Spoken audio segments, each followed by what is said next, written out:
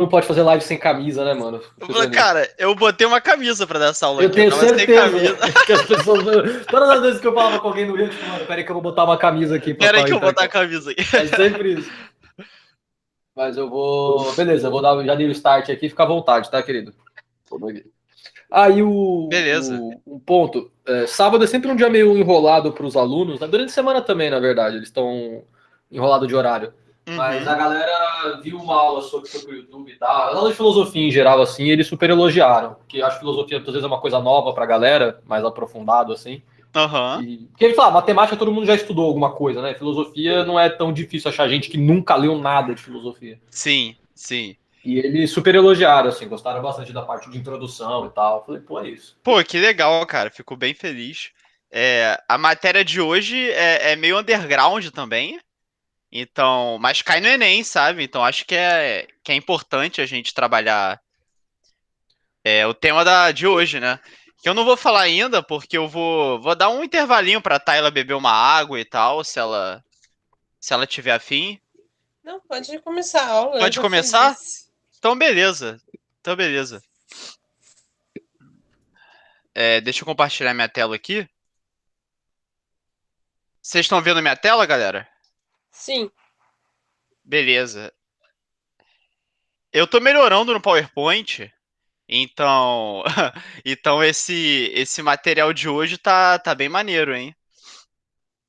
Eu vi um pouquinho. É. Hum.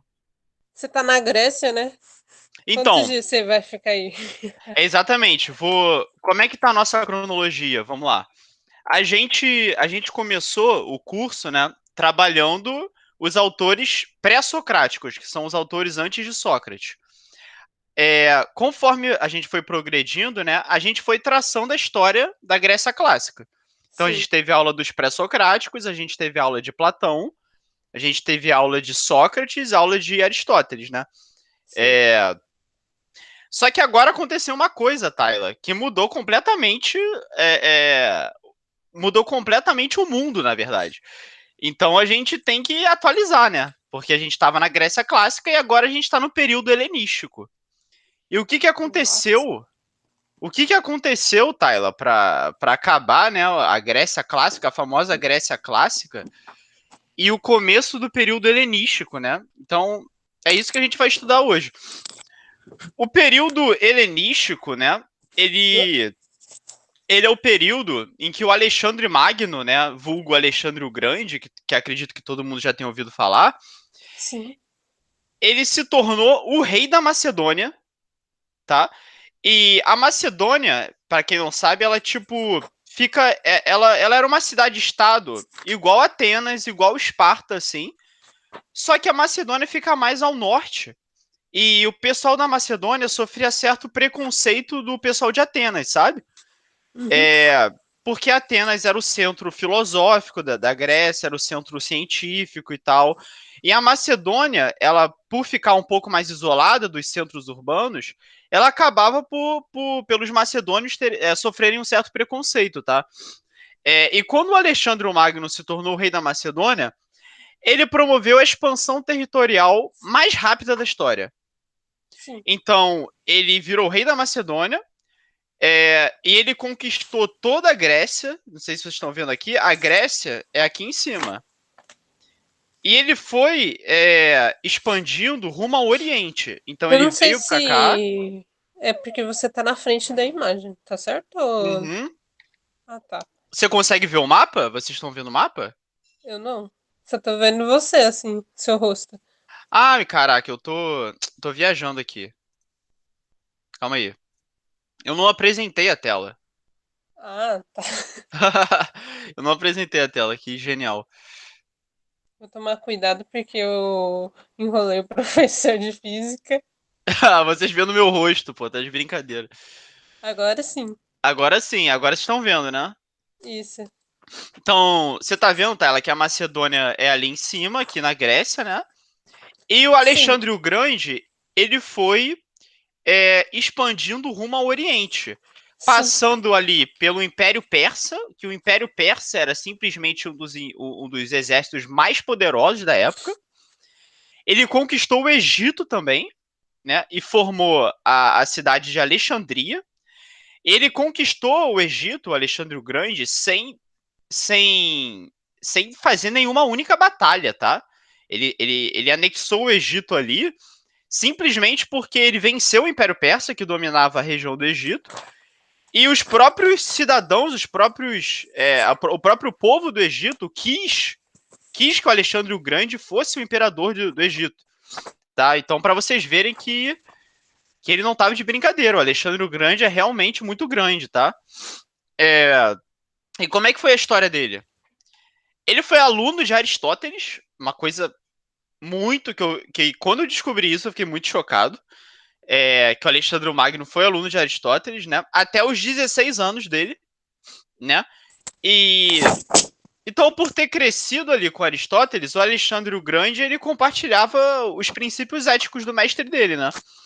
E o Aristóteles falava muito de ética, falava muito de ética da virtude, o que é a virtude, o que é justiça e tal. Então, o Alexandre o Grande absorveu muito disso daí também. Ele assumiu o trono quando o pai dele foi assassinado, o Filipe II, né?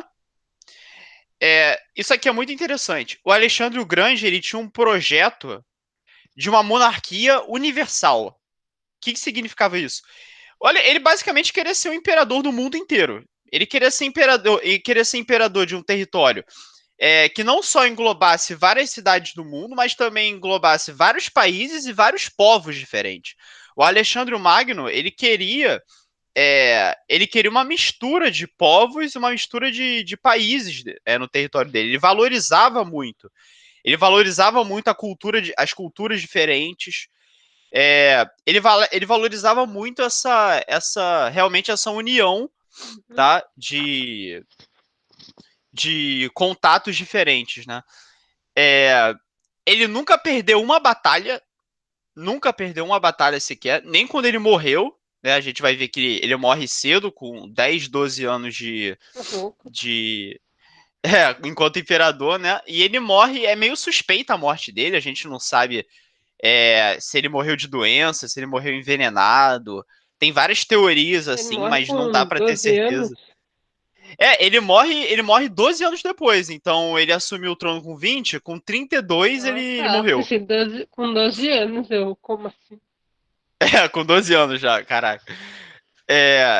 Então, assim, tudo isso que a gente viu, né? Tudo isso aqui que ele dominou, que é basicamente a expansão territorial mais rápida da história, ele fez em 12 anos, tá? Só que o Alexandre o Grande, infelizmente, não deixou herdeiros.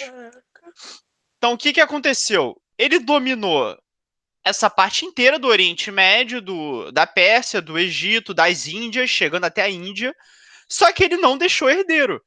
Então, quando ele morreu, a unidade territorial da Macedônia, né, que era o Grande Império Macedônico, quando Alexandre o Grande morreu, essa unidade do império colapsou. Colapsou. Porque ele não tinha ninguém para deixar no lugar. E sempre acontece uma disputa de poder quando o imperador morre, né? Ninguém é inocente, todo mundo quer ocupar o espaço ali que ele ocupava. Então, o Império Macedônico se dissolveu, tá? Quais foram os efeitos dessa expansão, tá? Porque, como a gente viu, a expansão do Alexandre o Grande configura o início do período helenístico. Então aconteceu alguma coisa muito relevante, correto? Para ser o início de um novo marco histórico, né? De um novo período histórico. E o que foi que aconteceu? A cultura grega, que o Alexandre o Grande era muito fã, né? Por ser macedônico e tal, ele era muito fã da cultura grega, dos deuses gregos, da língua grega. Então, em todos os territórios que ele ocupava, que ele conquistava, ele fazia questão de disseminar a cultura grega ali no território. Então, ele fazia estátuas dos deuses gregos, ele fazia construir a biblioteca, ele construiu a Biblioteca de Alexandria, que é uma das bibliotecas mais famosas do mundo.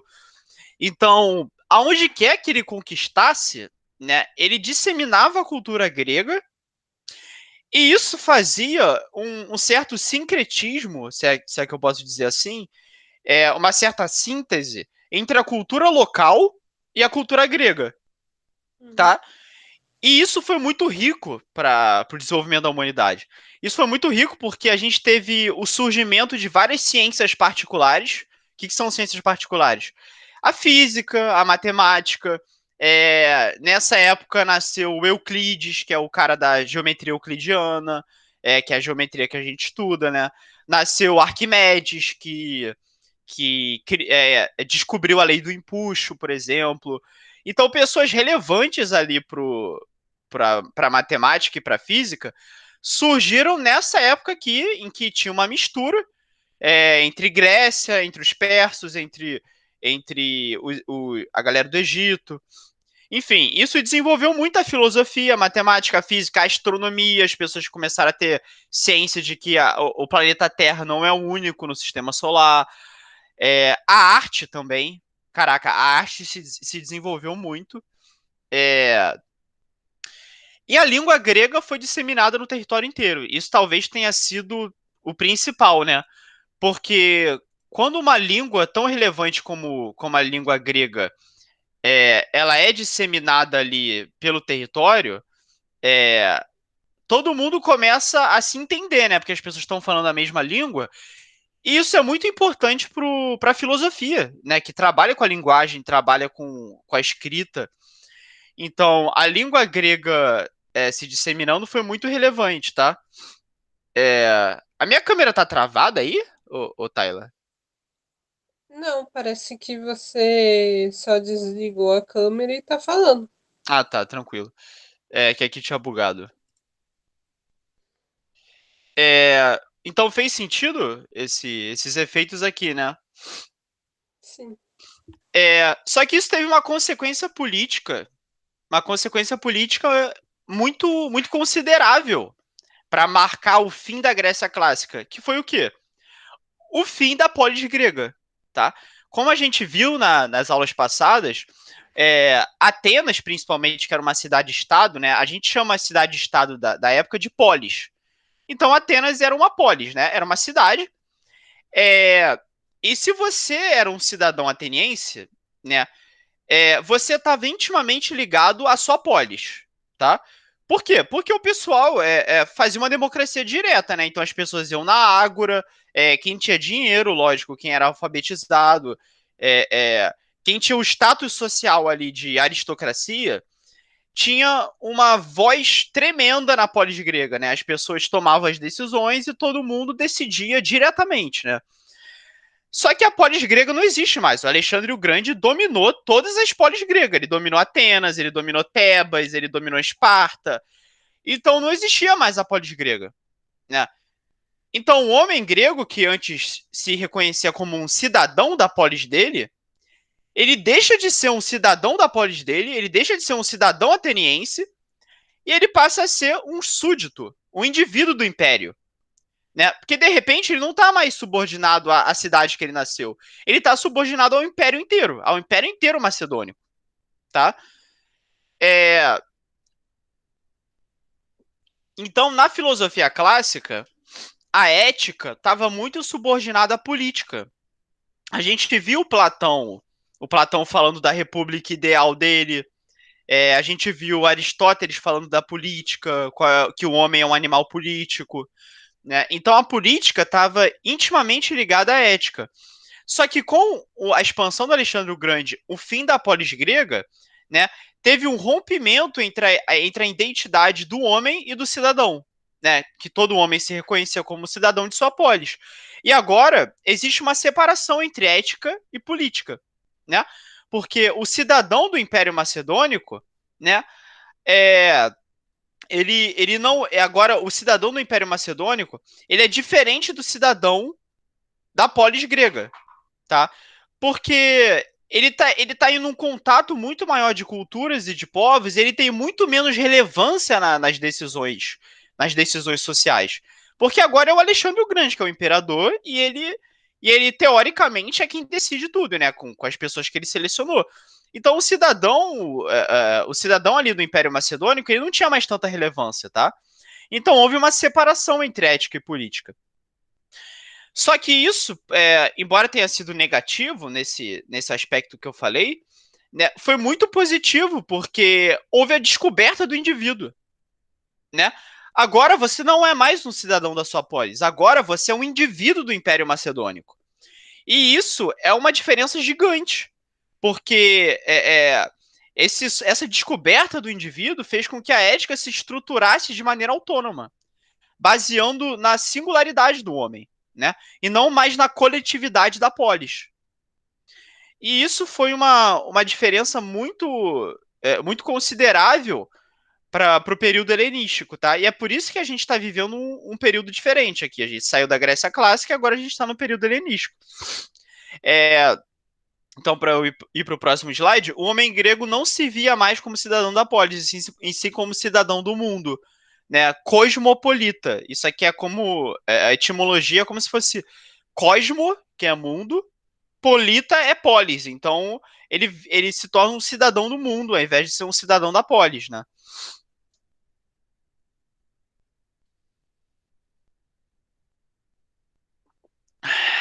Hum. E, então, esses efeitos da expansão do Alexandre o Grande e as consequências políticas disso influenciaram muito a filosofia helenística, que é o que efetivamente a gente vai estudar hoje, tá? Isso aqui até agora foi um contexto histórico, tá? Então, tudo isso que a gente viu contribuiu para que essas escolas helenísticas que a gente vai estudar agora surgissem, porque elas são muito diferentes entre si, só que elas compartilham de um mesmo ideal. Elas compartilham de um mesmo princípio ali, de que era algo que existia na época. E que princípio é esse? A reformulação da filosofia, tá? Que, como a gente viu antes a filosofia, ela tratava da política, a ética estava atrelada à política, e Platão, Aristóteles, Heráclito, Parmênides, eles estavam muito preocupados com a teoria da filosofia, né? E estavam muito preocupados em tentar descobrir como a natureza do mundo funciona, como a physis do mundo funciona, se a alma é imortal, se a alma é mortal, o que é o amor, o que os deuses têm influência na nossa vida. Era isso que os filósofos pensavam. Agora, eles começaram a pensar o seguinte: como é que eu posso alcançar felicidade? Então a gente vê que a preocupação do filósofo no período helenístico se transformou completamente. Ele deixou de se preocupar com a teoria e ele passou a se preocupar com a prática, né? Com a arte do viver. Como é que eu posso viver a minha vida de maneira que eu encontre a felicidade, que eu encontre a eudaimonia, né? É a palavra que a gente usa para felicidade. Então, eu que sou um cidadão da Macedônia agora, né? Eu não tenho mais relevância na minha polis, eu sou um indivíduo, correto? E eu, enquanto indivíduo, né? Como é que eu vou encontrar minha felicidade? Como é que eu vou encontrar minha felicidade agora que a polis grega acabou e estamos todos no Império Macedônio, né? Então as pessoas começaram a se perguntar, começaram a discutir, né? Todo mundo falando grego, todo mundo interagindo com as culturas locais. Então, essa troca fez surgir essas 4 escolas que a gente vai estudar hoje, tá? Então, essas escolas têm em comum, além da arte do viver, né? Que é a primazia da prática sobre a teoria. Essas escolas helenísticas, elas passaram a perceber que a busca da felicidade, ela se dá através do autodomínio, tá? E da ataraxia. O que é a ataraxia? Essa palavra é muito importante para o Enem, para quando a gente for estudar a filosofia em geral dessa época, a palavra ataraxia aparece o tempo todo. Ela significa imperturbabilidade, tá? O que isso quer dizer? Que o filósofo grego, o filósofo macedônico do período helenístico, né, ele buscava ser uma fortaleza. Ele buscava ser imperturbável, tá?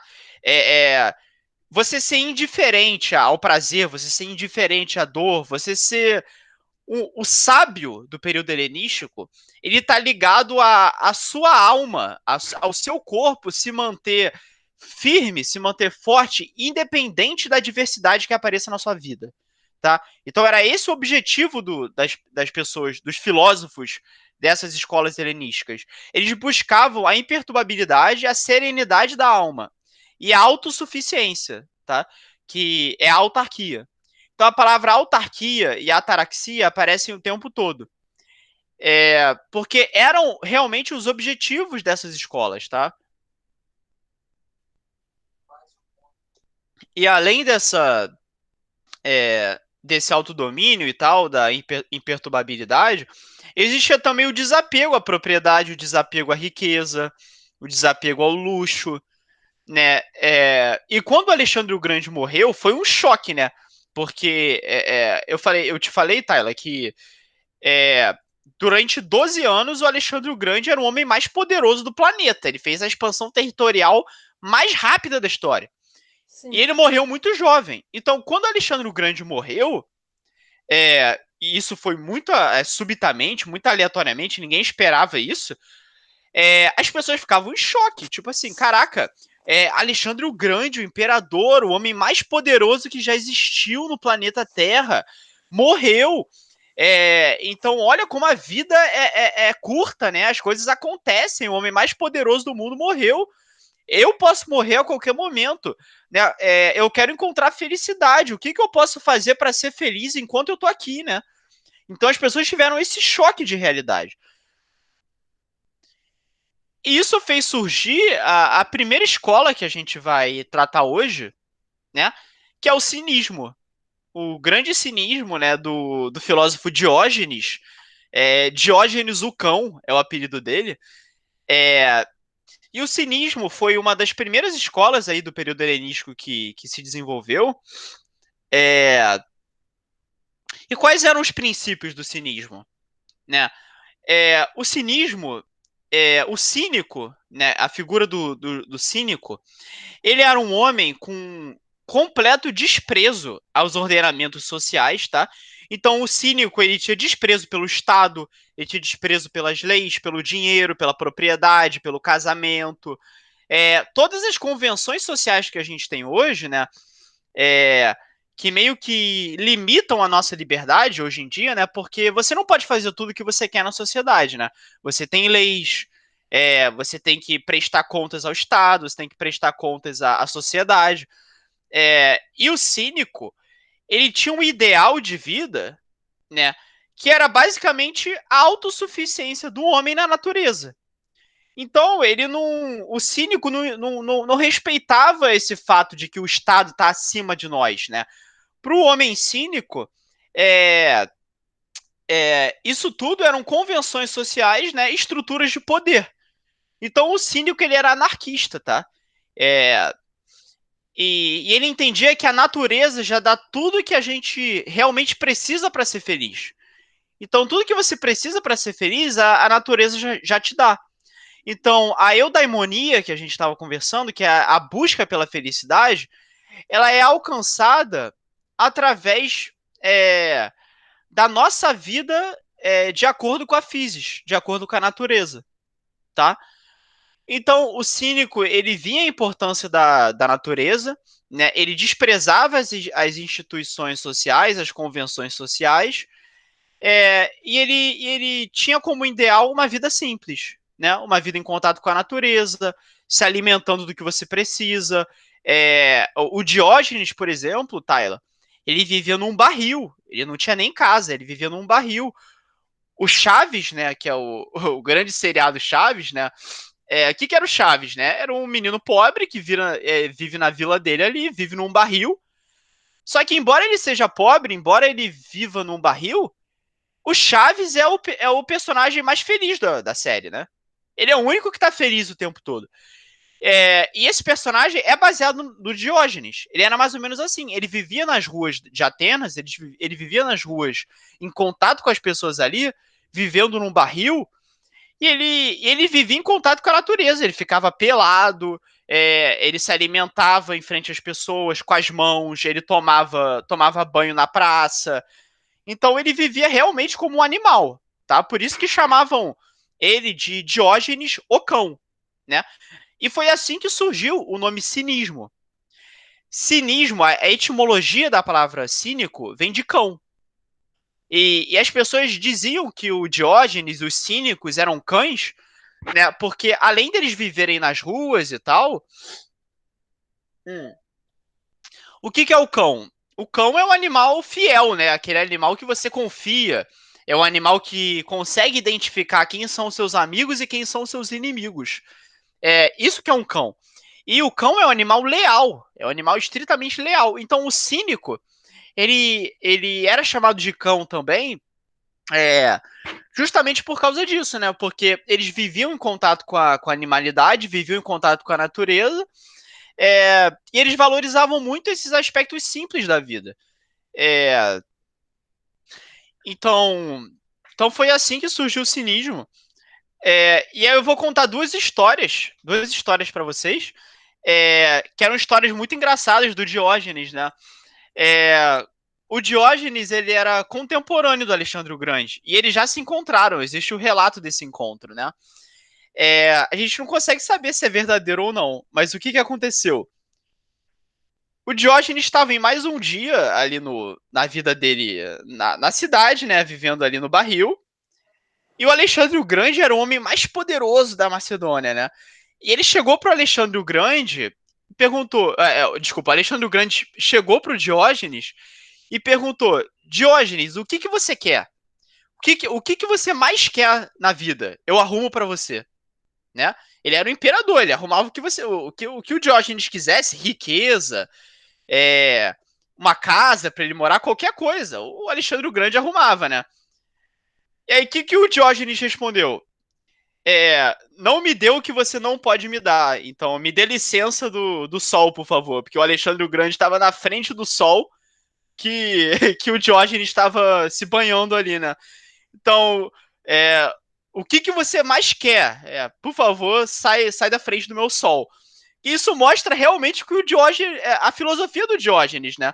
Ele não quer nada. Ele já tem o que ele precisa. Ele quer a luz do sol, tá? E aí o Alexandre o Grande até falou: se eu não fosse o Alexandre o Grande, eu gostaria de ser o Diógenes. Tem essa declaração do Alexandre o Grande também bem expressiva, né? E a segunda história que eu queria contar é uma história muito clássica, porque como eu já falei na aula de Platão, o Platão foi um dos maiores expoentes da filosofia clássica, né? Ele fundou a academia. A academia era a primeira faculdade do mundo, né? Era a faculdade de Atenas, o centro filosófico de Atenas era a academia. E tem uma história muito engraçada que o Platão, na academia, né, quando ele estava ali conversando com a galera, ele sempre definiu o que era o ser humano, né? E qual era a definição de ser humano do Platão? Era uma definição meio biológica, assim, tá? Ele dizia que o homem era um animal bípede, ou seja, com duas pernas, sem penas. Então, o homem é um animal bípede sem pena. E o Diógenes achava isso muito engraçado. Ele perguntava: ah, o homem é isso mesmo? Aí reza a lenda, né? Reza a lenda, que ele pegou uma galinha, depenou a galinha, tipo, tirou todas as penas e mostrou assim na academia do Platão: eis aí o seu ser humano, Platão. Então isso mostra como ele era irônico, né?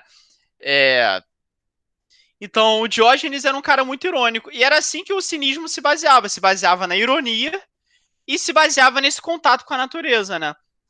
E existe uma crítica muito grande à teoria. A filosofia que fica apenas na teoria, ela é criticada por todas as escolas desse período, tá? Então o cinismo criticava demais.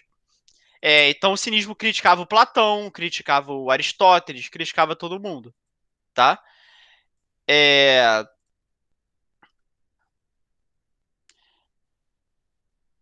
Vamos para a próxima? O epicurismo, tá? O epicurismo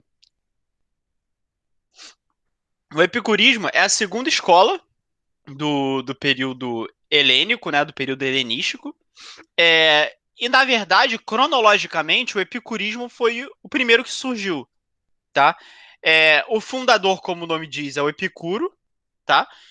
E o que o Epicuro falava? Vai ficar clara a diferença entre o epicurismo e o cinismo, né? o Epicuro dizia que a gente deve buscar os prazeres, tá? A razão da nossa felicidade, a busca da nossa felicidade está no encontro dos prazeres. Só que, pô, não é qualquer prazer, tá? O Epicuro não dizia busquem os prazeres mais carnais, porque isso vai te trazer feliz. Pelo contrário, o Epicuro diz que o verdadeiro prazer que a gente encontra está na moderação do prazer. A verdadeira felicidade está na moderação do prazer, né? E na escolha dos prazeres certos, tá? E isso vai entrar uma distinção muito importante, porque o Epicuro ele distingue os prazeres em três, né? Os prazeres que são naturais e necessários, por exemplo, comer quando você tem fome, né?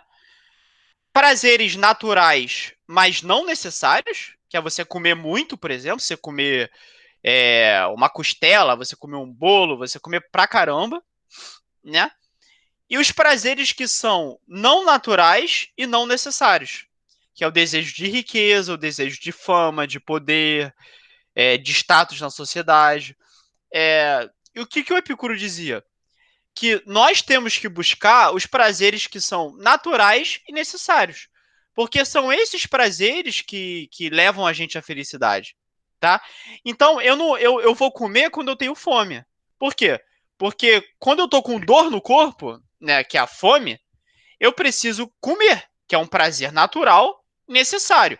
E quando eu como, eu fico ausente de dor, eu fico ausente de desconforto no corpo. E isso o Epicuro chama de aponia, né? É, então, o Epicuro ele buscava a aponia, que era a ausência de dor no corpo, e a ataraxia, que, como a gente viu, era você ser uma fortaleza, você ser imperturbável. Então, para o Epicuro, para a gente ser imperturbável, a gente precisa selecionar os prazeres que são bons para a gente. Então, a gente tem que selecionar os prazeres que são bons para nossa alma, bons para o nosso corpo, e os que não são. E eu vou fazer o que é bom para mim, tá? Então, eu vou comer quando eu tenho fome, mas a partir do momento que a minha fome já foi saciada, eu vou parar de comer. Eu não vou ficar comendo indefinidamente. Por quê? Porque, embora seja prazeroso comer, isso vai trazer uma consequência negativa para mim, né? Então, o Epicuro, ele via uma íntima relação entre o prazer e a dor. Porque aquelas coisas que dão muito prazer pra gente, geralmente trazem uma carga negativa também, né? Vamos pensar a bebida, por exemplo. Quem não gosta de tomar uma cerveja, né? Mas tomar uma cerveja é prazeroso.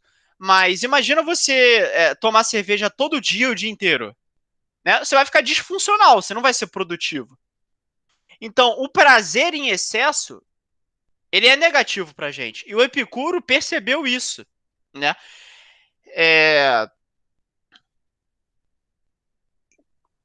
Então, ele faz essa distinção. E existem os 4 remédios de Epicuro, tá? Quais são os 4 remédios de Epicuro? O Epicuro dizia que é inútil a gente ter medo dos deuses, né? A gente não precisa ter medo dos deuses, a gente não precisa ter medo do além. É absurdo a gente ter medo da morte, né? A gente não precisa ter medo da morte, simplesmente porque a morte não é nada. Quando você morre, você não é nada, né? Você não sente mais nada, você não pensa mais nada, você não vive mais nada. Então, pô, pra que eu vou ter medo da morte? Né? A morte faz parte do ciclo da vida. Então, o Epicuro via a morte como parte do ciclo da vida. Ele via os deuses, ele acreditava nos deuses, tá?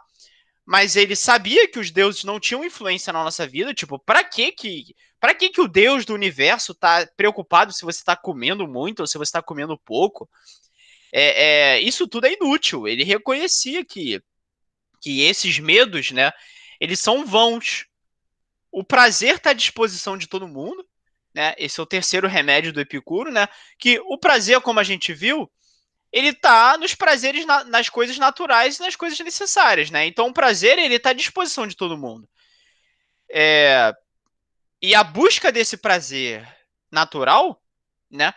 É o que vai levar a gente à eudaimonia, o que vai levar a gente à felicidade, tá? E o último princípio, o último remédio de Epicuro, que o mal dura pouco ou é facilmente suportado. E isso simboliza bastante a figura do Epicuro. Né? O Epicuro dizia que mesmo na dor, né, mesmo na doença, mesmo das maiores adversidades da vida, ainda assim a gente consegue ser feliz. Porque a gente consegue suportar o mal, né? Quantas vezes, pessoal, a gente já teve numa situação ruim, quantas vezes a gente estava com um problema psicológico, às vezes um problema factual mesmo, alguma coisa que você tem que resolver ali, você tem que solucionar, e você fica desesperado, mas no fim das contas sempre passa, né? Sempre tem o dia seguinte, a gente dorme e acorda no dia seguinte, e a vida continua. Porque embora o mal ele seja nocivo, embora o mal seja insuportável, na verdade, ele é suportável. Porque sempre tem o dia seguinte, né? E o Epicuro tinha essa concepção de que, pô, a gente sempre consegue suportar essas adversidades, tá? E é assim que você encontra a ataraxia, é assim que você encontra a tranquilidade da alma, a falta de perturbação da alma, é assim que você encontra a serenidade. Que é isso que todos os filósofos aqui dessas escolas estão buscando, né? Eles estão buscando a serenidade. Fez sentido, Tayla? A diferença Sim, entre o cinismo e o epicurismo, né? sim. Um parece que você é um mendigo, e o outro é mais sério. Exatamente, o cinismo ele era um mendigo, o Diógenes era um mendigo ali da época. É, E o Epicuro, é até bom você ter falado isso que fez eu lembrar, que o Epicuro, ele criou uma escola ali. É, ele criou meio que o centro dele de filosofia, que é o Jardim, é o que a gente chama de Jardim de Epicuro, tá? Existe a Academia do Platão, existia a Academia do Aristóteles, que não tinha esse nome, tinha outro nome, e existe a Academia do Epicuro, que o nome era Jardim, né? E o Jardim ficava no interior assim de Atenas, e era um lugar completamente bonito, era um jardim mesmo, com contato com a natureza, com as árvores, tinha um riozinho. É, isso mostra também essa relação entre a natureza, né, e a filosofia. Assim como os cínicos também viam, os epicuristas também viam. Só que os cínicos, eles desprezavam o prazer. Como a gente viu, eles desprezavam tudo, desprezavam o ordenamento social, desprezavam o dinheiro, as leis, a propriedade, o casamento. Eles desprezavam também essa busca pelo prazer. Os epicuristas não, eles desprezavam a busca pelo prazer não necessário. Mas eles viam o prazer natural e necessário como caminho e virtude através do qual nós alcançamos a eudaimonia, tá?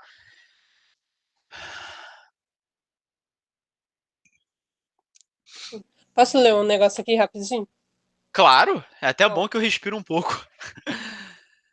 Epicuro distingue dois grandes grupos de prazeres. O primeiro reúne os prazeres mais duradouros, que encantam o espírito, como a boa conversão, a contemplação das artes e a audição da música e etc.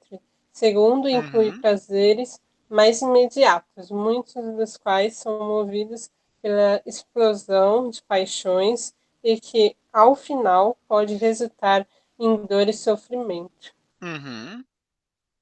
Peguei no Legal. livro Não, da não. época da escola. Aham.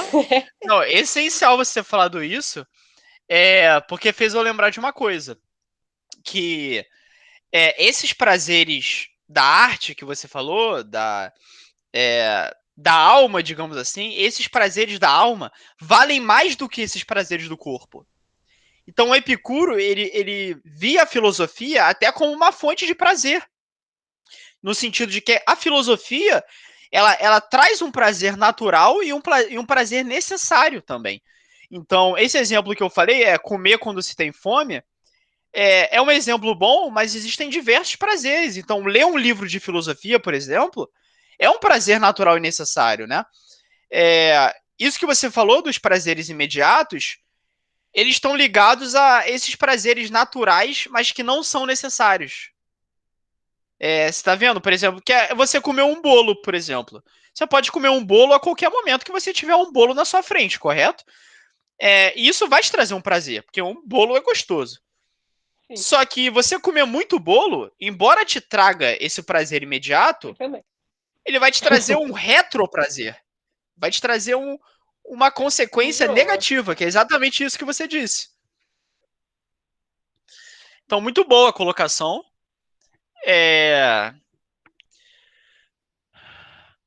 E o epicurismo, tanto o epicurismo quanto o cinismo, vão influenciar a próxima escola que a gente vai tratar agora, que é o grande estoicismo. Você já ouviu falar do estoicismo, Tayla?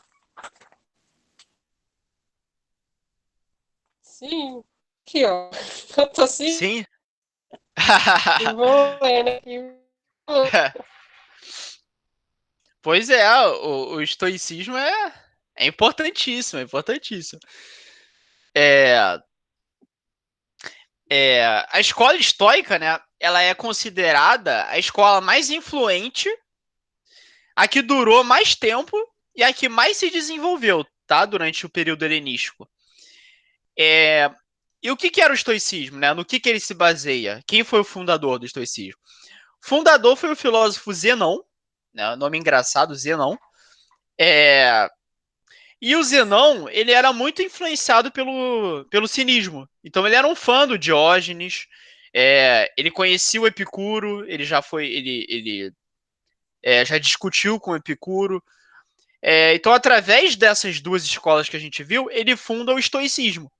E o estoicismo, eu diria que é a escola mais importante para gente ter em mente. Porque ela também é muito fácil de esquecer. Ela é muito fácil de esquecer.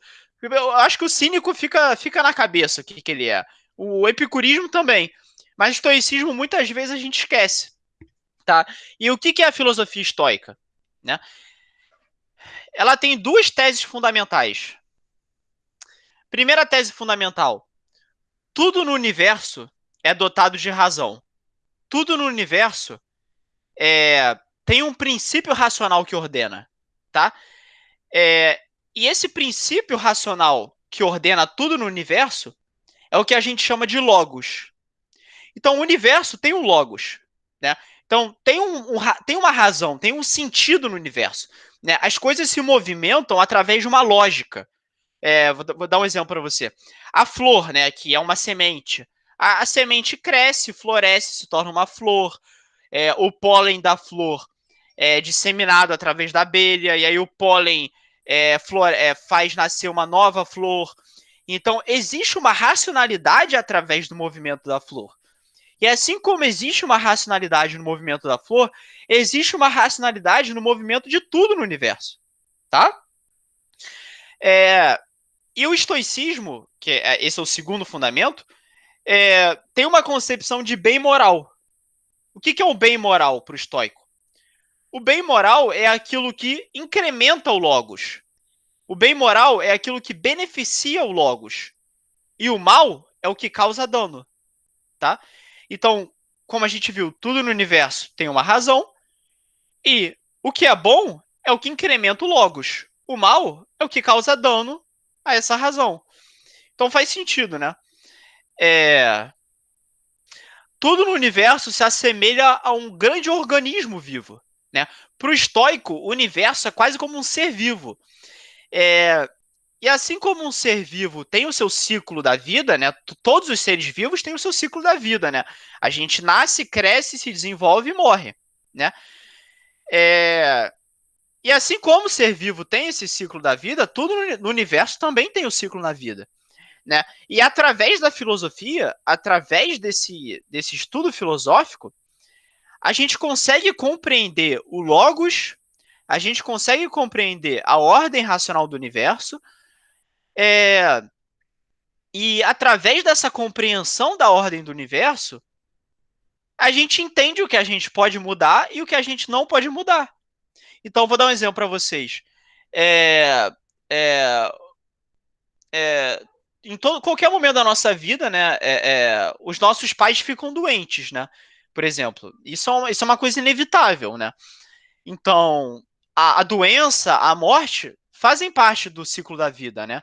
E são coisas inevitáveis, não tem como você transformar. Então, às vezes, algum familiar seu tá doente, né? E você precisa entender isso como parte da vida, né? Como algo que te deixa triste, mas que você não consegue mudar, tá? E o sábio estoico, né? Ele... como é que é a figura do sábio estoico? O sábio estoico é aquela figura que entende o movimento, entende a ordem racional do universo, e ele sabe que não pode alterar. E o que ele não pode alterar, ele se mantém indiferente, tá? Isso é muito importante, Tayla, porque o sábio estoico, ele quer ser indiferente tanto ao prazer quanto à dor. Então, se eu não posso mudar o que me torna mal, e eu preciso me adaptar a isso, eu também não posso mudar as coisas boas da sociedade. Por exemplo, a riqueza. Todos nós queremos dinheiro, né? A gente quer ter uma vida confortável. Você pode não ser um materialista, mas você quer ter uma vida confortável, né?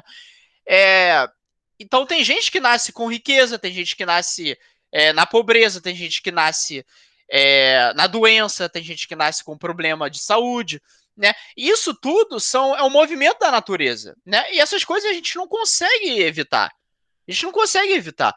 Então a gente precisa entender essas coisas como parte do movimento da natureza e tentar ser uma fortaleza, né? Como a gente viu, a gente tem que encontrar a ataraxia, que é a falta de perturbação da alma. E para a gente encontrar essa ataraxia, a gente tem que ser indiferente ao que traz a dor para a gente e ser indiferente ao que traz o prazer também, tá?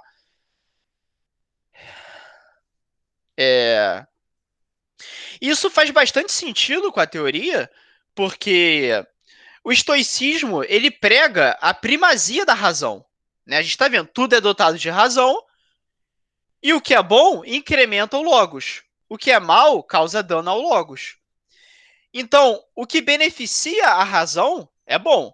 O que prejudica a razão é ruim. Mas e o que não está atrelado à razão? E o que beneficia o corpo, por exemplo? E o que é negativo para o corpo? É bom e ruim? Não. Para o sábio estoico, o que é relativo ao corpo, a gente tem que tratar com uma certa indiferença, tá? Porque é assim que você encontra a ataraxia. Então, a virtude para o estoico está ligada à natureza. E como a natureza do homem é racional, né? O sábio ele tem que ter a vontade dele, ele tem que ter a ação dele regida pela razão. E é assim que você vai encontrar a felicidade, é assim que você vai encontrar a eudaimonia, tá? É nesse princípio que o sábio estoico se baseia. Ele quer aniquilar todas as paixões, ele quer aniquilar as dores, os prazeres, ele quer aniquilar tudo. O sábio estoico, ele quer ser uma fortaleza racional. Ele quer ser uma fortaleza em que só a razão determina a ação dele, né? Então, pô, se a minha mãe tá doente e eu não tenho como evitar isso, né? Se a minha mãe tá com uma doença irreversível, né? Para que eu vou ficar o dia inteiro deitado na cama chorando? Por que eu vou ficar para que eu vou ficar mal com isso se isso é uma coisa que faz parte da vida, né? Então, eu não tenho que sofrer por coisas que eu não posso mudar. Eu tenho que me adaptar a elas, eu tenho que ser indiferente. Porque é assim que eu vou encontrar a minha felicidade, é assim que eu vou ser um sábio, né? Então, a gente precisa aniquilar essas paixões. E é bastante radical a proposta do estoico.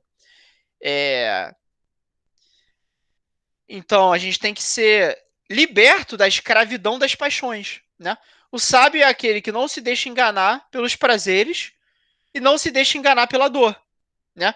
E ele se torna insensível tanto ao prazer quanto à dor.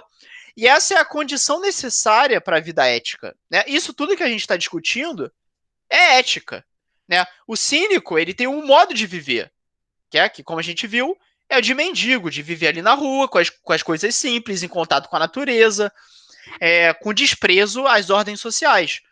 O epicurismo, o que o Epicuro vai buscar?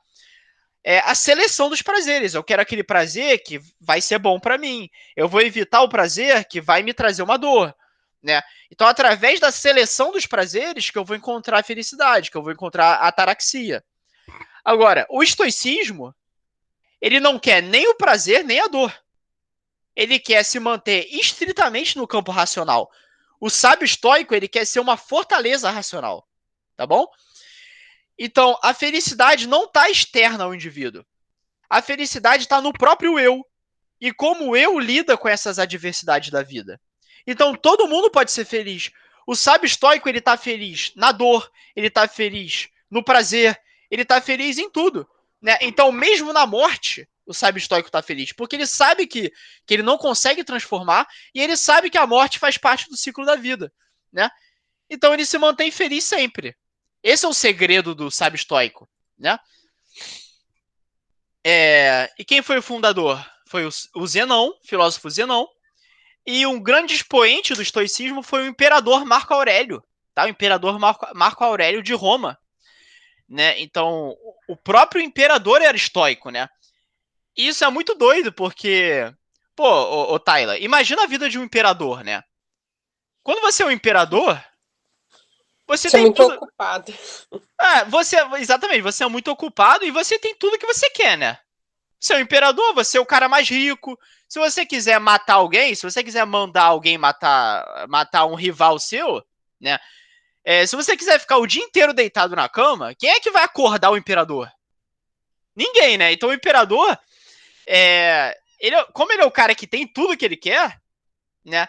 Ele precisa ter uma convicção, ele precisa ter alguma coisa que faz ele levantar da cama e realmente exercer o cargo dele, né? E o que é isso para o Marco Aurélio?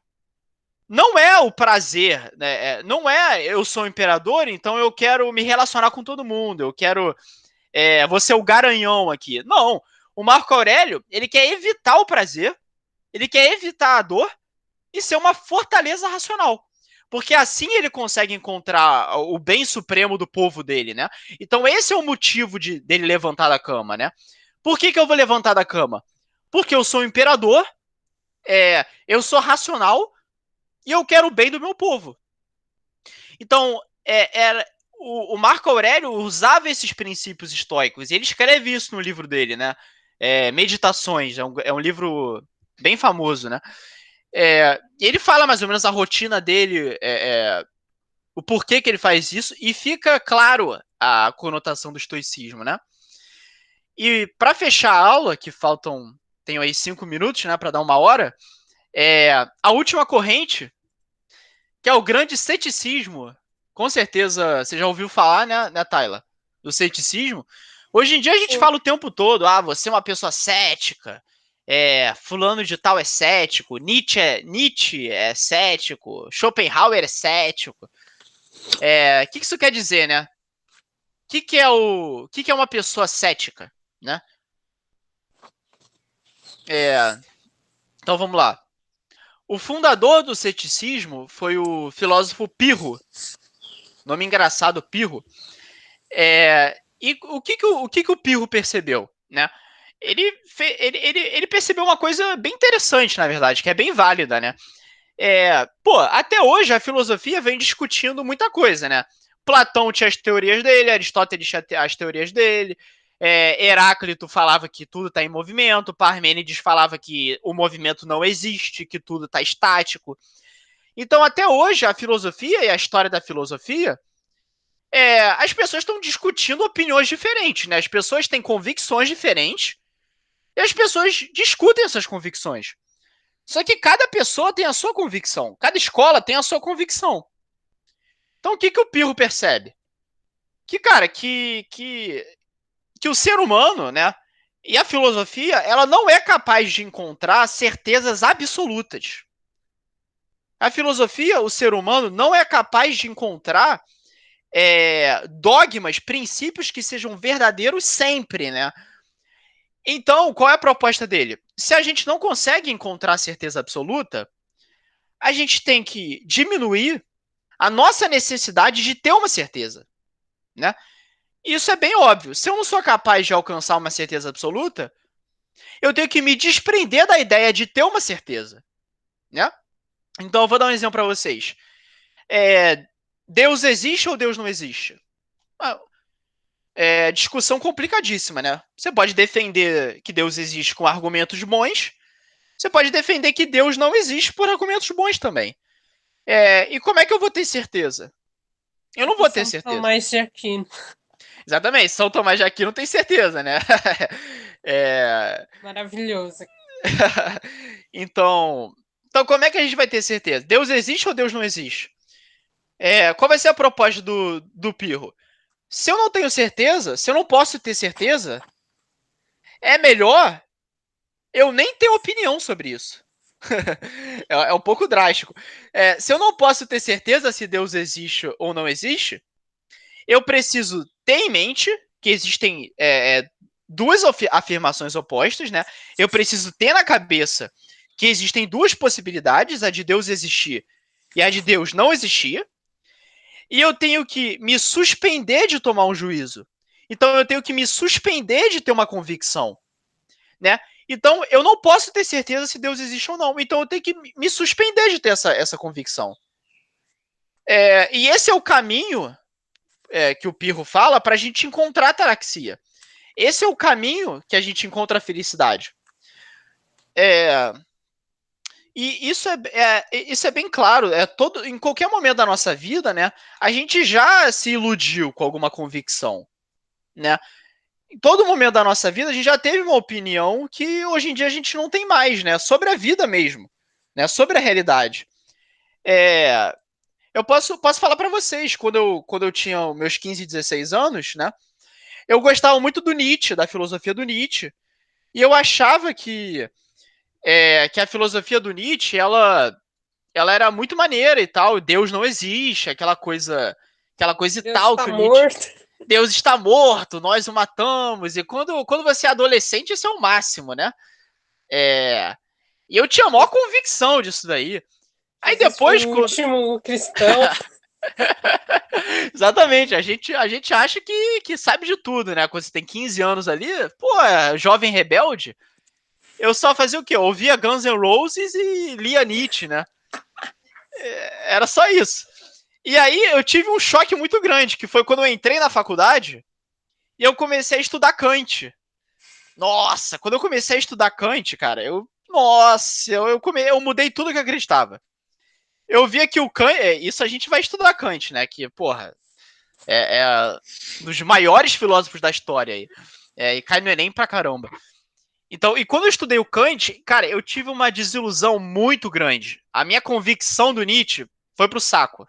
Foi completamente rompida. E isso te traz uma certa crise. Te traz uma certa uma crise existencial, quando você tem uma convicção que é iludida por você mesmo, sabe? Que você supera. Então, qual é a solução do Pirro? Nós precisamos nos suspender de ter um juízo, porque simplesmente a gente não pode ter uma certeza absoluta. Então não faz sentido eu ter certeza de uma coisa que eu não posso ter certeza. Então é melhor eu analisar as duas propostas, né? Eu analisar a tese, eu analisar a antítese. Então vamos lá. Deus existe, eu tenho que olhar os argumentos para que Deus exista, eu tenho que olhar os argumentos para que Deus não exista e pensar, beleza, são bons argumentos dos dois lados, né? E como eu não posso ter uma certeza absoluta, eu vou me suspender de ter uma convicção. Mas eu tenho conhecimento. Eu sei os argumentos do porquê Deus existe, eu sei os argumentos do porquê ele não existe, só que eu não vou ter uma convicção, eu não vou ter uma certeza absoluta. Esse é o caminho pro cético, esse é o caminho pro pirro, encontrar a eudaimonia, encontrar a felicidade, encontrar a ataraxia, que é a inquietação da mente. Isso faz sentido, né? Como eu falei, quando eu me desprendi do Nietzsche, eu tive a crise existencial, né?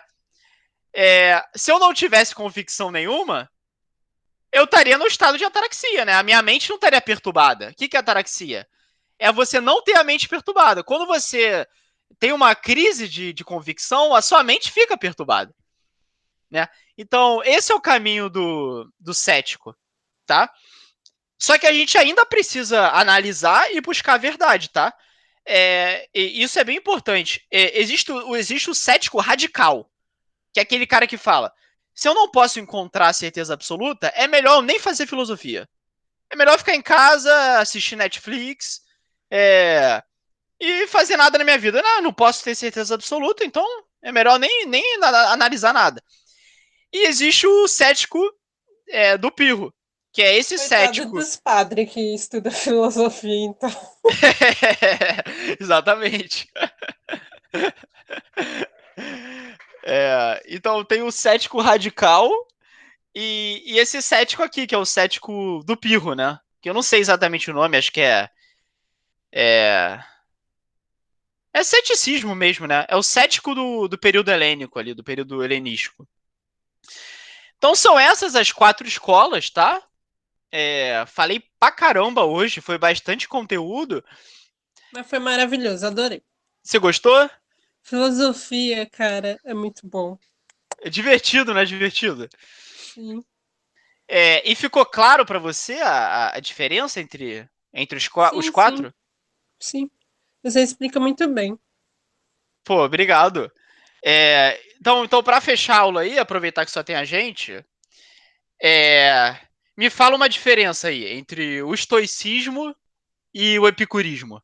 Que elas duas são parecidas, né? Olha, pelo que eu entendi, um Ah, ele cria mais uma liberdade do que o outro. uhum, E com isso vai ter tipo um debate em questão. uhum, Porque, como que eu posso explicar? Até onde vai a tua liberdade do desrespeito a outra pessoa? Meio que eu entendi assim, uhum, pelo embate de duas pessoas, igual o Alexandre Grande, que tinha uma uhum, visão, tinha um poder do rapaz lá que vivia como se fosse um mendigo. E uhum, ele via a liberdade de uma forma, uhum, uma liberdade mais, vamos dizer, mais pobre e mais uhum, simples.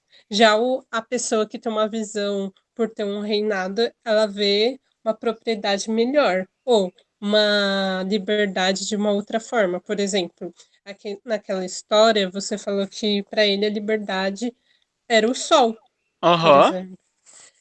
E o outro, o Alexandre Grande, ele achava que era poder, era algo que você pagava, algo algo grandioso, né? Eu preciso de algo grandioso. valorial, que tinha um Uhum, grande valor. Então, esse é o embate dessa questão filosófica. Para uns pode ter valor, para outros é algo que não se paga. uhum. Legal, É, foi boa a resposta, foi boa a resposta. É, obrigada.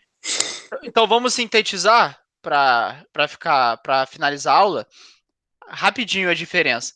Então o cínico, quem é o cínico? É o cão. Quem é o cão? Diógenes. Ele quer a natureza, ele quer o sol. Exatamente o que você falou. A felicidade está na vida simples, a liberdade de ser autossuficiente, de viver com a natureza. Eu tenho tudo que eu preciso aqui, vivendo no barril, me alimentando na praça, tomando banho na praça. Tudo que eu preciso está aqui, eu não preciso de nada além de mim, né? E a felicidade já está nisso daí, né? O que é o Epicuro? Tá. Só para eu relembrar, o cínico ele despreza o prazer também, tá? Pro cínico, que é o Diógenes, não faz sentido ele ficar a vida inteira buscando prazer, comendo bolo, por exemplo. Que mais dá prazer pra gente na Grécia Antiga? Não sei, vai, um exemplo aí. Pro cínico, o prazer não é o principal. O principal é você ter uma vida simples e em contato com a natureza. Isso da filosofia. E o estudo da filosofia. Mas não é o estudo teórico, lembra? Não é a filosofia do pensar. É a filosofia da ação. O cinismo, ele fazia debates igual Sócrates, com a Fazia. população. Sim, Ah, ele fazia debate. Só que o cínico ele é muito irônico. Você lembra do Diógenes pegando a uhum. galinha? Então, era mais ou menos essa maneira do cínico argumentar. Era na ação também. sabe? Ele era prático, ele pensava na prática. O Platão não pensava na prática muito. Ele era mais teórico, ele era mais idealista. O cínico, ele pensa na prática. A filosofia para ele, que só fica no papel, não faz sentido. A filosofia para ele é a nossa vida, é o nosso dia a dia. Isso é filosofia, né? E isso tem uma influência do Oriente também, porque como a gente viu, o Ocidente e o Oriente começaram a conviver pra caramba, né? E esse tipo de ideia é clássico do Oriente, é clássico do budismo, é clássico das religiões orientais, tá? Então, o cinismo, é isso que eu falei, expoente Diógenes, o fundador eu não falei, o nome dele é Antístenes. A gente não precisa decorar isso, né? Mas qualquer coisa está aqui no slide. Epicurismo. Como é que a gente encontra a felicidade para o epicurismo? Como é que a gente encontra a tranquilidade? Através do prazer. Mas não qualquer prazer. O prazer que é natural e necessário. Aquele prazer que vai trazer coisas boas para a gente. Então, eu tô com fome, eu vou comer. Isso vai me trazer um prazer, isso é necessário e natural. Então, a felicidade está através da satisfação desse prazer e da ausência de dor, né? Se eu tô com fome, eu tô com dor. Se eu tô com sono, eu tô com dor. Então, você dormir te traz um prazer quando você tá com sono. Você comer te traz um prazer quando você tá com fome. Então, a felicidade está na razão, selecionar os prazeres que são bons pra gente e os que são ruins pra gente, né? Então, cínico, natureza, vida simples. Epicuro, prazer e ausência de dor, né? Queremos o prazer natural e necessário. O que é o estoicismo? Sem prazer e sem dor. Eu não quero nem o prazer, nem a dor. Eu quero me manter indiferente. Por quê? Porque o ser humano é um animal racional. Então, o que eu quero? Desenvolver a minha razão, me tornar uma fortaleza da razão e aniquilar os meus sentimentos, aniquilar a minha paixão.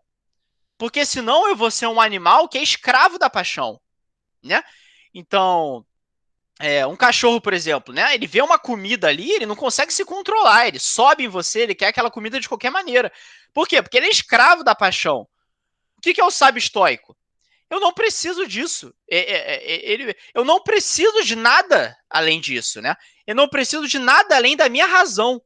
Que é a maneira com que eu lido com as adversidades da vida, a maneira com que eu lido com os problemas, que é uma maneira racional, é o que eu preciso para ser feliz. Porque eu vou me distanciar desse animal da natureza, né? Que para o Diógenes, o cínico, é o que ele queria, ele queria ser um animal da natureza. O que o estoico quer? Eu quero ser um animal racional, né? Eu quero ser Deus, eu quero ser parecido com Deus, né? E o estoico, ele tem essa visão, né? Então, o que eu quero ser? Uma fortaleza racional. Esse é o sábio estoico. Ele entende o movimento, o que eu não posso mudar, eu não vou me estressar. Então, eu não vou me estressar com a morte, eu não vou me estressar com a doença. Por quê? Porque são coisas que estão além da minha capacidade de controlar, tá? E a última corrente, o cético, que é quem? Eu não posso ter certeza absoluta. Então, eu vou me suspender de ter uma convicção, né? Eu não posso saber se Deus existe ou não existe. Então, eu não vou ter uma certeza absoluta. Então, beleza. Então é isso. Fez sentido, Tyler? Você tá mutada, Sim, fez sim. Igual eu te falei, você explica muito bem. Ótimo professor. Obrigado. Não, e é muito bom ter você na aula. Imagina se eu não tivesse aqui, eu ia estar falando sozinho, pô. Eu ia estar mó triste agora. Meu Deus. Eu preciso que você venha aqui, senão eu vou ficar sozinho dando aula. Então é isso, esse é o período helenístico, tá? E isso cai no vestibular. Eu vou procurar umas questões sobre isso daqui. A gente vai ter o nosso simulado de filosofia e de sociologia. A gente vai ter um simulado de sociologia também, tá? Embora eu nunca tenha dado aula de sociologia, Mais pra frente, quando estiver mais perto do Enem, eu vou falar um pouco de sociologia também, né? Vou me atrever aí. Então, basicamente isso.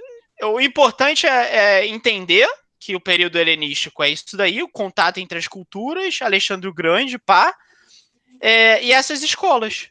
Só isso, Ok, ok? sim. Então, já pode parar de gravar aí, Lucas?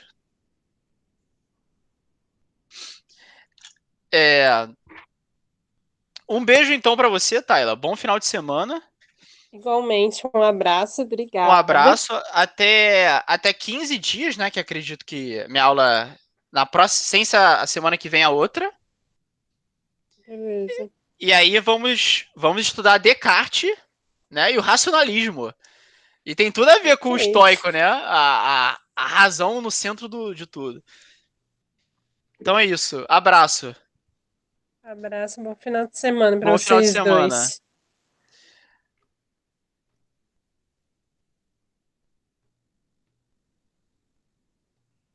Tchauzinho.